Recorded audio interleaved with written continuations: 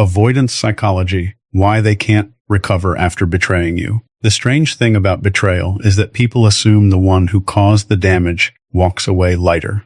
They imagine the avoidant leaves untouched, emotionally protected, almost relieved to escape the weight of intimacy they secretly feared from the beginning. But what most people never see is the psychological aftermath that starts long after the relationship ends. Because avoidants don't process pain in real time. They delay it, they bury it beneath distraction, distance, ego, and emotional numbness. Until months later, sometimes years later, the silence they created starts turning against them. And that's when the betrayal becomes impossible to outrun. Not because you punished them, not because karma arrived dramatically, but because deep down they know they destroyed the one connection that forced them to feel something real. If this topic hits closer than most people around you, understand, subscribe to the channel, and stay with this until the end, because the psychology behind this goes far deeper than simple heartbreak. Most avoidants don't recover after betraying someone genuine, not externally, but internally.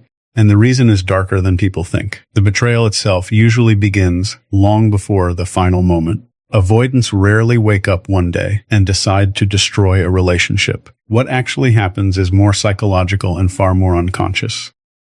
The closer they become to someone emotionally safe, the more trapped they start to feel inside themselves. Intimacy activates everything they spent years avoiding: dependency, vulnerability, accountability, emotional exposure. At first they enjoy the connection because it feels different, calming even. But eventually the emotional closeness becomes overwhelming because it forces them to confront parts of themselves they normally keep hidden beneath control and independence. Instead of communicating this fear, they start disconnecting internally while pretending everything is normal externally. That's why avoidants often betray people in confusing ways. Sometimes through emotional cheating, withdrawal, coldness, dishonesty, disappearing acts, or suddenly treating the person they loved like a burden. The betrayal is not always explosive. Sometimes it's subtle neglect repeated so many times that the relationship slowly bleeds out emotionally. And while the other person is desperately trying to understand what changed, the avoidant is already emotionally escaping before the relationship officially ends. This is why their betrayal feels so devastating. It feels emotionally premeditated, like they abandoned the connection long before they admitted it aloud. But here is what people misunderstand about avoidance. Emotional detachment is not emotional immunity. Just because they look calm during betrayal does not mean they are unaffected by it. In fact, many avoidants emotionally shut down during the process because fully feeling the consequences would overwhelm their nervous system. They disconnect from guilt the same way they disconnect from love through suppression. This is why they can say cold things during breakups that later haunt them privately. It's why they can appear emotionally distant while secretly experiencing internal chaos they don't know how to regulate. Their mind prioritizes survival over honesty. So instead of admitting, "I'm scared of intimacy," they convince themselves the relationship was suffocating, flawed, or impossible anyway. Rationalization becomes protection. They rewrite the story because accepting responsibility would force them to sit face to face with emotional shame they've spent their entire life avoiding. And the terrifying part is that sometimes they even believe their own justifications temporarily. They convince themselves leaving was freedom, betraying was necessary, distance was power. But emotional suppression has an expiration date. Eventually, reality catches up to the nervous system. Eventually, the silence becomes loud. One of the biggest reasons avoidants struggle to recover after betrayal is because their self-image quietly depends on emotional control. Deep down, many avoidants pride themselves on being unaffected, independent, untouchable. They survive by believing they don't need people the way others do. So, when they betray someone who genuinely loved them, especially someone emotionally patient and understanding, they initially protect their ego by acting indifferent. They distract themselves. They move quickly. They pretend nothing meaningful was lost. But over time, something destabilizing begins happening psychologically. The emotional memory of the relationship starts returning in fragments. Not just the good moments, but the safety, the acceptance, the rare feeling of being emotionally seen without needing to perform. And this is where the avoidance inner conflict becomes brutal. Because now they are forced to confront a truth their ego cannot comfortably process. They were loved deeply and they destroyed it anyway. That realization attacks the very identity they built around self-protection. Suddenly, independence no longer feels empowering. It feels isolating. Their emotional numbness no longer feels safe. It feels empty. And because avoidants struggle to process regret directly, they often spiral privately instead of openly admitting the damage they caused. The outside world may still see them functioning normally, while internally they are replaying memories they cannot emotionally resolve. What makes this even more painful for them is that losing a genuine connection affects avoidance differently than losing casual relationships. Most surface-level relationships never truly penetrate their defenses. They can leave those situations and move on quickly because emotional vulnerability was never fully activated.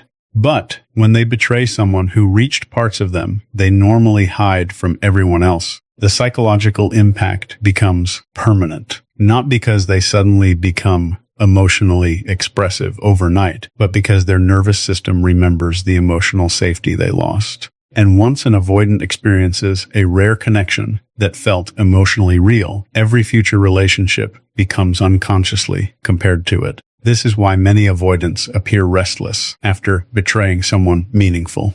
They keep searching for relief without realizing the problem is internal.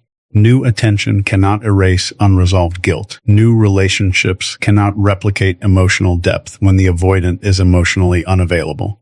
So, they become trapped in a cycle, wanting intimacy, fearing intimacy, sabotaging intimacy, then grieving it in silence after it's gone. And the cruel irony is that the very person they pushed away often becomes the emotional standard their future connections fail to reach. That's why they can't fully recover, because betrayal may protect them temporarily from vulnerability, but eventually it forces them into something even more uncomfortable. Emotional emptiness with no one left to blame for it except themselves. What eventually breaks the avoidant's emotional numbness is not always losing you physically. Sometimes it's watching life continue without them while realizing they can no longer access the version of you that once loved them unconditionally. That is the moment the emotional shutdown begins cracking.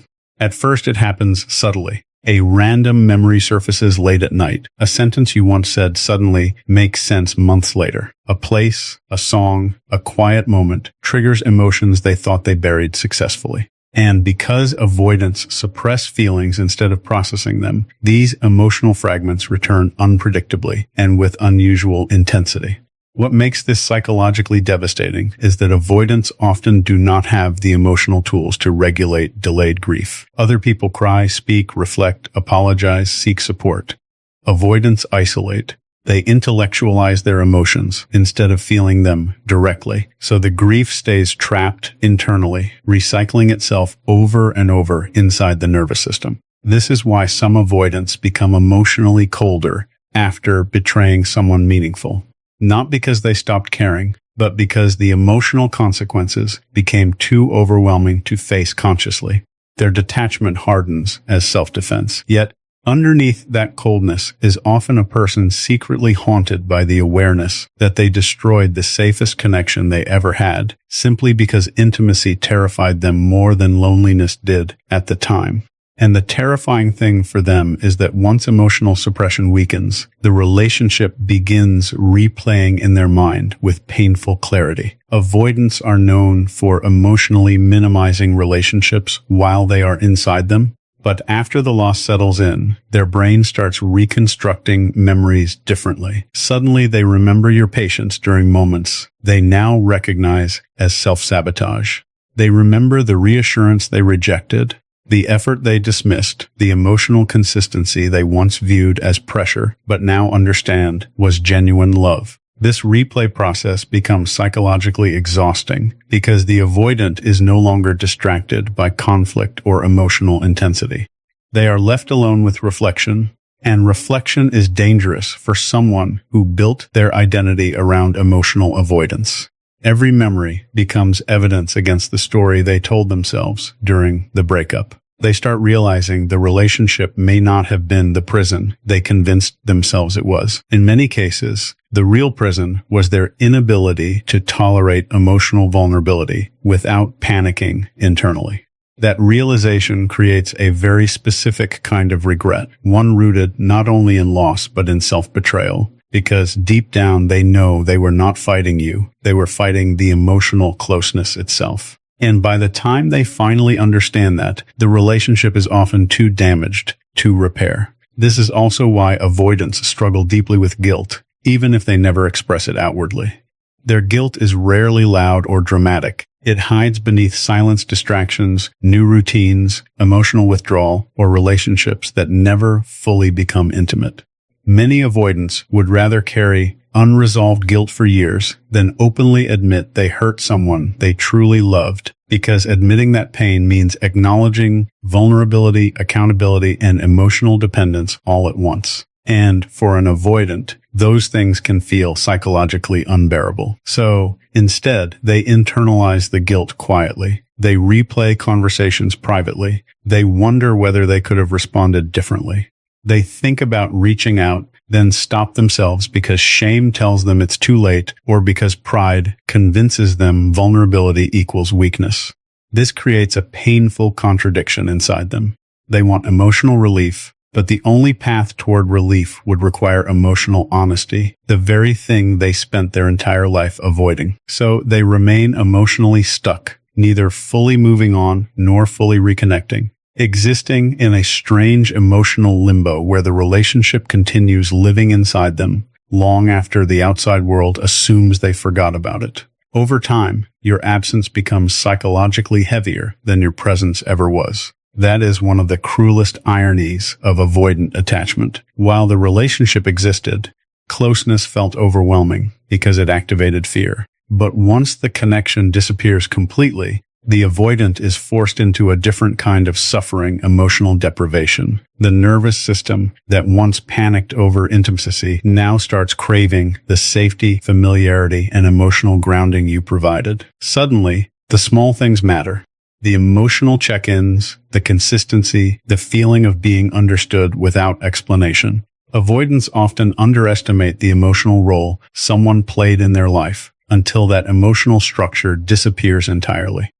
And when it does, they experience a type of loneliness that feels difficult to explain even to themselves. Not the loneliness of being physically alone, but the loneliness of realizing very few people ever reach them emotionally in a real way. That awareness can destabilize them internally because avoidants spend years convincing themselves they do not truly need deep emotional connection. But after betraying someone genuine, the emotional contrast becomes impossible to ignore. Surface-level interactions stop feeling satisfying. Temporary distractions lose their emotional effect faster. Even new relationships may begin feeling strangely hollow because the nervous system remembers what authentic emotional safety felt like before they destroyed it. Yet despite all of this internal regret, many avoidants still never return, and that confuses people more than the betrayal itself. If they feel so much internally, why stay silent? Why disappear? Why let the connection die? The answer lies in the avoidant's deepest fear: rejection after vulnerability. Once they realize the damage they caused, many avoidants become terrified of facing the emotional consequences directly. Reaching out would require accountability. It would require admitting they were wrong. It would require exposing feelings they no longer know how to hide behind distance. And worst of all, it risks hearing that they are no longer wanted. For an avoidant, that possibility can feel emotionally catastrophic because their nervous system is already overwhelmed by shame and regret. So instead of risking rejection, they choose silence even when silence hurts them too. They convince themselves it's better not to disturb your peace, better not to reopen wounds, better to disappear entirely. But underneath those rationalizations is often fear. Fear that they waited too long. Fear that they destroyed the one relationship that mattered differently. Fear that if they finally become emotionally honest, they will discover they are no longer loved the way they once were. And that fear traps them psychologically between longing and avoidance, creating a wound that never fully closes because they never allow themselves to face it directly. So instead, many avoidants become performers of recovery rather than people who actually heal. They master the appearance of moving on long before they emotionally process what happened. On the surface, they may seem completely unaffected, posting normally, working normally, laughing normally, even entering new relationships surprisingly fast. And this is the part that confuses the person they betrayed the most. It can feel insulting, almost cruel, watching someone who shattered a meaningful connection appear emotionally untouched by it. But avoidants often use motion as emotional anesthesia. Staying busy helps them outrun reflection. New attention helps them temporarily escape guilt. Even new relationships can become psychological distractions from unresolved emotional pain, but the nervous system cannot be manipulated forever. Eventually, the emotional debt returns, usually in silence, usually late at night, usually when life becomes quiet enough that distractions stop working. And that is when the avoidant realizes something deeply uncomfortable. They never truly moved on at all. They only delayed the grief. This delayed emotional collapse can happen months or even years later because avoidants process attachment injuries slowly and indirectly.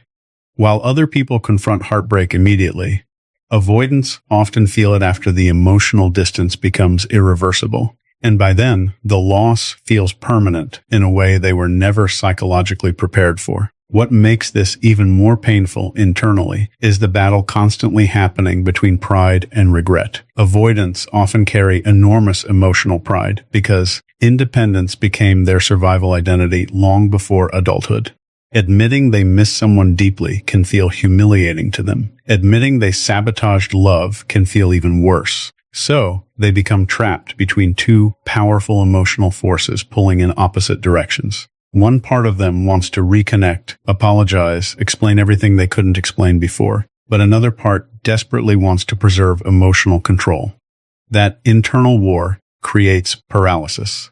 They draft messages they never send. They revisit old conversations privately. They imagine reaching out, then convince themselves not to. And every day that passes increases the emotional pressure because silence starts becoming its own form of shame.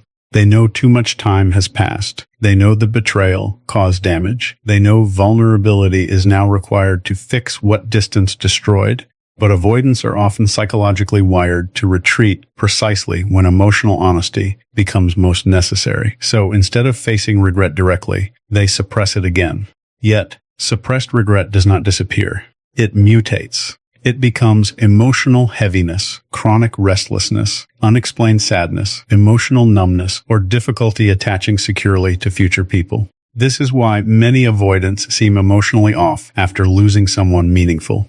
They may function externally, but internally they are carrying unresolved grief their nervous system never learned how to release properly.